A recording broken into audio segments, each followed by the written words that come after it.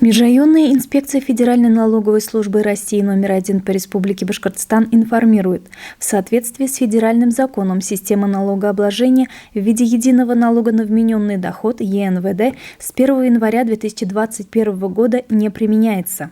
Организации и индивидуальные предприниматели, применявшие ЕНВД, могут перейти на следующие режимы налогообложения.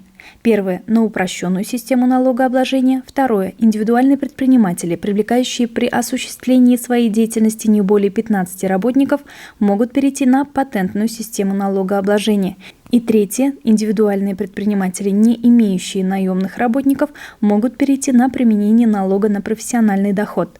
Организации и индивидуальные предприниматели при применении указанных режимов освобождаются от уплаты тех же налогов, что и при ЕНВД: налог на прибыль организации, налог на добавленную стоимость, налог на имущество организаций.